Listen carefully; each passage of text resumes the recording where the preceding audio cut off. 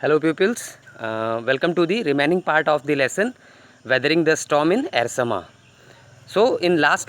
first part of the video explanation you saw that कि जैसे प्रशांत जो है वो जब अपने फ्रेंड के घर से वापस लौटा उस डिज़ास्टर के बाद, उस डिवास्टेशन के बाद, तो उसने क्या देखा कि उसका गांव जो था वो पूरी तरह से टूट चुका था, डूब चुका था, सारे घर खाली थे। और जब उसको ये पता चला कि रेड क्रॉस सोसाइटी ने एक शेल्टर इस्टेब्लिश किया है ऐसे लोगों के लिए जिनके घर टूट गए थे, उन सबको उसी में रखा गया है। तो अपने फैमिली मेम्बर्स से मिलने के लिए वो जो है वो उसी शेल्टर में जाता है और वहाँ उसे जो है अपनी ग्रैंड मदर मिलती हैं, फिर वो एक एक करके अपने सारे फैमिली मेम्बर्स से मिलता है। तो उसके बाद क्या हुआ वो इस पार्ट में देखते हैं हम। तो नेक्स्ट मॉर्निंग है ना, जब प्रशांत ने अपने इमोशंस और अपने ग्रीफ पर कंट्रोल करके, जैसे जब उसने देख लिया कि हाँ जो है वो सिचुएशन बहुत वर्स्ट है, हाँ बहुत सभी लोग जो है वो बहुत परेशान हैं, वरिड हैं, तो उसने जो है ये सोचा कि ये समय जो है वो अपने आप को निराश करने वाला नहीं है, डीमोटिवेट करने वाला नहीं है ना। तो उसने क्या किया कि नेक्स्ट मॉर्निंग प्रशांत ने अपने इमोशन और अपने ग्रीफ पर कंट्रोल करके इस सिचुएशन को फेस करने का डिसीज़न लिया, है ना। और प्रशांत शेल्टर में आए लोगों के लिए कुछ करना चाहता था, उनकी हेल्प करना चाहता था कि जैसे जो वो लोग बहुत परेशान थे, बहुत ज़्यादा जो है वो प्रॉब्लम्स फेस कर रहे थे, तो उनकी हेल्प के लिए वो कुछ करना चाहता था। तो शेल्टर में नियर अबाउट 2500 यानी 2500 लोगों की भीड़ थी, है ना। और सभी दुखी थे, सभी जो है वो सैडनेस में जो है वो सफ़र कर रहे थे, क्योंकि उस साइक्लोन में रीज़न क्या था कि उस साइक्लोन में उन सब ने अपना सब कुछ खो दिया था, है ना। कई लोगों ने अपने फैमिली मेम्बर्स जो है लूज़ कर दिए थे, कई लोगों ने अपना घर जो है वो खो दिया था ना। तो इस सुपर साइक्लोन में लगभग 86 लोग यानी 86 लोग लगभग मारे गए थे, है ना। तो पिछले 4 दिन से वो सब लोग उसी शेल्टर में थे, यानी क्योंकि उनके पास रहने के लिए दूसरी कोई जगह नहीं थी, तो रेड क्रॉस सोसाइटी ने जो शेल्टर इस्टेब्लिश किया था उसी में वो सब रह रहे थे। तो उन सभी को खाने में, जैसे कि खाने की जो व्यवस्था की गई थी उसमें रॉ कोकोनट यानी कि कच्चा नारियल जो है वो दिया जा रहा था, लेकिन इतनी बड़ी भीड़ के लिए, इतने बड़े क्राउड के लिए वो रॉ कोकोनट जो था वो इनसफिशिएंट था, है ना। तो ये सारी व्यवस्था देखकर प्रशांत, जो कि लगभग 19 ईयर्स ओल्ड था, तो उसने चीज़ों को मैनेज करने के लिए एक लीडर की भूमिका निभाने का डिसीज़न लिया, है ना। उसने ये जैसे कमिट कर लिया कि मैं जो है इन लोगों के लिए कुछ करूँगा, और जो ये प्रॉब्लम्स फेस कर रहे हैं ये लोग, उसको मैं उनको उसमें से जो है बाहर लेके आऊँगा, उस प्रॉब्लम से बाहर करूँगा उनको। तो अब वो उसने एक लीडर की भूमिका निभाने का डिसीज़न लिया कि मैं जो है लीड करूँगा और प्रॉब्लम्स जो है वो सॉल्व करूँगा। तो वो अपने गाँव वालों के लिए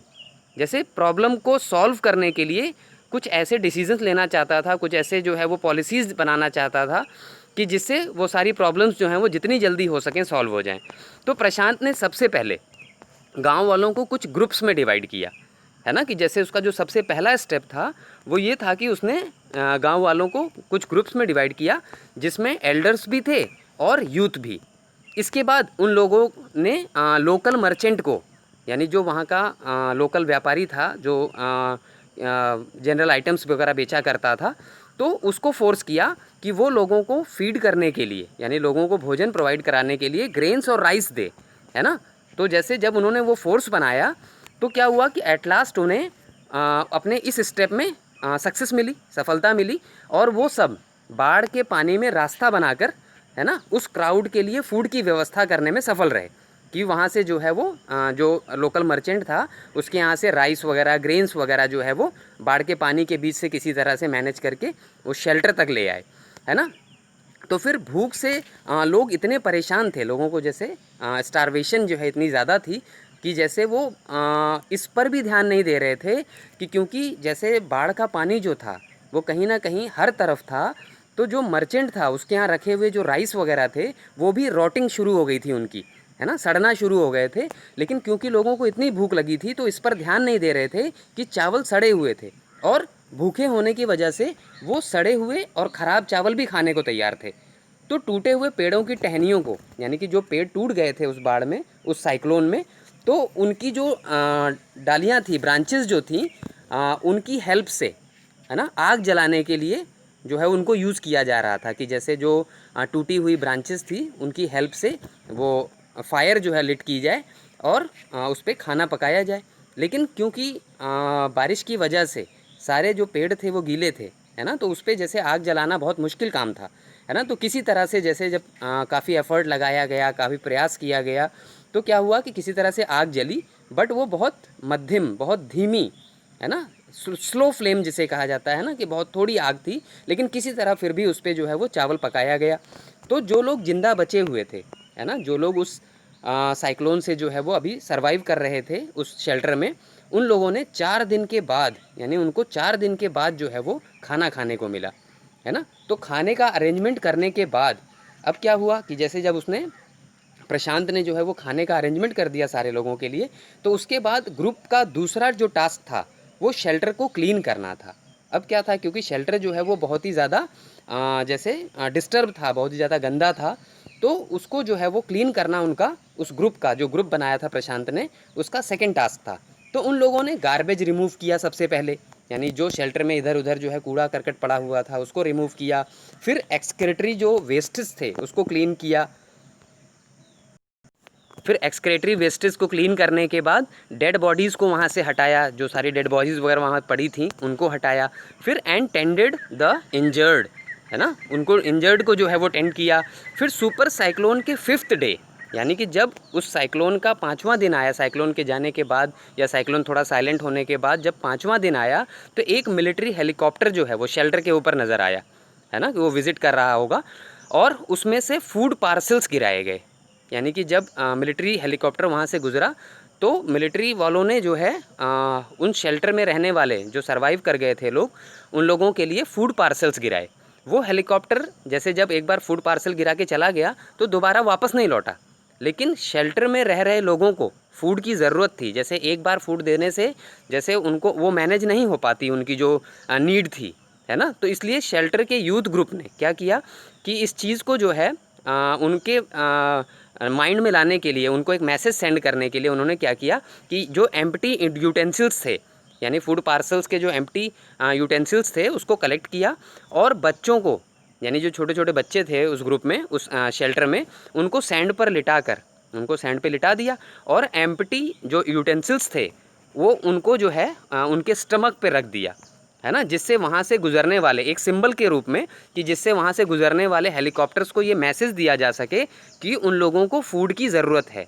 ना, कि जैसे ये ना समझें कि हाँ आपने एक बार फूड पार्सल दे दिया और उनकी नीड जो है वो सेटिस्फाई हो गई, है ना। तो जैसे उनको और फूड की ज़रूरत है, ये मैसेज जो है सेंड करने के लिए उन लोगों ने ये स्टेप उठाया। अब ये मैसेज जो था वो हेलीकॉप्टर्स को मिल गया, यानी जो हेलीकॉप्टर वहाँ से गुज़र रहे थे, तो जो उसमें बैठे थे मिलिट्री पर्सन्स, उन लोगों को ये मैसेज मिल गया, और वो सब फूड और अदर नीड्स के साथ फिर वापस आए। उनको ये मैसेज मिल गया, उनको ये आइडिया लग गया कि इन लोगों को और भी ज़रूरत है। तो और उसके बाद जो है उन लोगों ने जो फूड वगैरह आइटम लाए, वो जो नीड और जो अदर नीड्स थी उसके जो आइटम्स लाए, उसको शेल्टर में फूड पार्सल और अदर नीड आइटम्स को वहाँ पर गिराया गया, जिससे कि जो शेल्टर में लोग थे, है ना, जो सरवाइव कर गए थे, उन लोगों को उनकी नीड को जो है वो फिनिश किया जा सके, कंप्लीट किया जा सके और सेटिस्फाई किया जा सके। तो प्रशांत ने देखा कि शेल्टर में बहुत सारे बच्चे, यानी कि जैसे सारी चीज़ों को मैनेज करते हुए जब प्रशांत की नज़र इस चीज़ पे पड़ी कि शेल्टर में बहुत सारे बच्चे जो थे वो ऑर्फन हो गए थे, अनाथ हो गए थे, है ना, कि सुपर साइक्लोन ने उनके मदर फादर जो थे उनको उनसे छीन लिया था। तो प्रशांत ने ऐसे सारे बच्चों को एक जगह इकट्ठा किया, है ना, कि जितने ऐसे बच्चे थे जिनके पेरेंट्स जो है वो इस साइक्लोन का शिकार हो गए थे, उन सबको एक जगह इकट्ठा किया। और इसके बाद लेडीज़ को, यानी जो उसमें शेल्टर में वुमेन थी, उन सबको जो है ऐसे बच्चों की केयर के लिए डिप्लॉय किया, है ना, कि जैसे आप लोग जो है ऐसे बच्चों की केयर करें। और जो जेंट्स थे, है ना, उन लोगों ने जो है उन ऐसे बच्चों के लिए फूड अरेंज किया, जिससे कि जो है उनको उनकी केयर की जा सके। तो इतने अरेंजमेंट के बाद भी शेल्टर में रह रहे जो चिल्ड्रन और वुमेन जो थे वो बहुत सैडनेस में थे, है ना, कि उनको जैसे बहुत सैड फील हो रहा था। जो ये डिवास्टेशन हुआ था उसकी मेमोरी जो है उनके दिमाग से नहीं निकल पा रही थी, बहुत ज़्यादा जो है वो डिमोरलाइज थे, है ना। तो उसमें क्या हुआ कि जैसे एक एक दिन जो था वो सैडनेस बढ़ती ही जा रही थी, कि जितने वो सैड थे, बढ़ते हुए दिन के साथ वो सैडनेस भी बढ़ती जा रही थी। तो ये देखकर प्रशांत ने उन लोगों को जैसे उनका माइंड डाइवर्ट करने के लिए, कि जो सैडनेस है उससे बाहर लाने के लिए प्रशांत ने जो है वो फूड फॉर वर्क नामक एक एनजीओ में काम करने के लिए रिक्वेस्ट किया उन लोगों को, कि आप लोग जैसे इस फूड फॉर वर्क में जो है, एक जो एनजीओ है, नॉन गवर्नमेंट ऑर्गेनाइजेशन, उसमें आप लोग काम करेंगे तो थोड़ा सा आपका माइंड जो है वो जो ये सैडनेस है उससे डाइवर्ट होगा और आप थोड़ा सा अपने आप को रिलीफ दे पाएंगे, है ना। तो जिसमें अब लेडीज़ जो है उन लोगों ने उसमें इंटरेस्ट दिखाया कि हाँ वो काम करेंगे, तो लेडीज़ जो है वो उसमें बिज़ी रहेंगी, है ना, और उनकी सैडनेस जो है वो कम हो जाएगी। तो बच्चों के लिए प्रशांत ने क्या किया कि जैसे लेडीज़ के लिए तो ये फूड फॉर वर्क जो है वो एनजीओ ने जो चलाया था उसमें उनको एंगेज कर दिया, और बच्चों के लिए प्रशांत ने स्पोर्ट्स इवेंट्स ऑर्गेनाइज़ किए, है ना, कि उनके लिए जो है वो स्पोर्ट्स इवेंट्स ऑर्गेनाइज़ किए। और उसमें जैसे बच्चे जब स्पोर्ट्स इवेंट्स में पार्टिसिपेट करेंगे तो वो बिज़ी रहेंगे। तो प्रशांत ने वॉलंटियर्स की हेल्प से जो विडोज़ थी और जो ऑर्फन्स थे उनकी लाइफ को जो है वो नॉर्मल करने की जितनी कोशिश कर सकता था, वो जो एफ़र्ट लगा सकता था प्रशांत, उसने लगाने का पूरा कोशिश किया। तो सरकार ने विडोज़ और ऑर्फन्स को, है ना,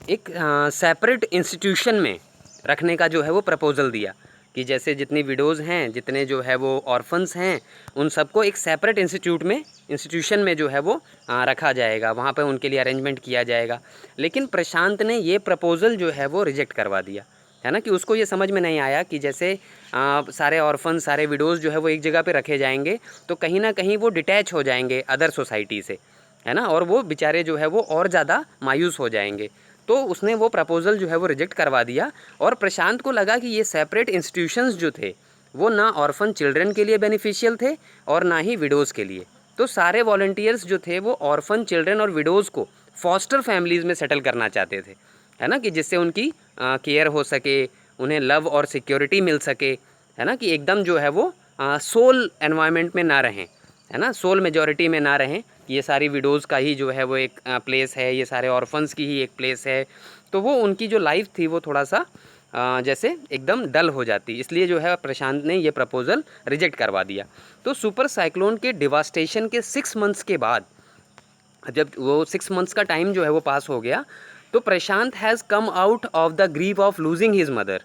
है ना, कि जैसे उसने भी अपनी मदर को जो है कुछ समय पहले जो है वो खो दिया था। तो उसने क्या किया कि Prashant has come out of the grief of losing his mother, क्योंकि वो दूसरों की मदद करने में अपना पेन जो है वो भूल गया था,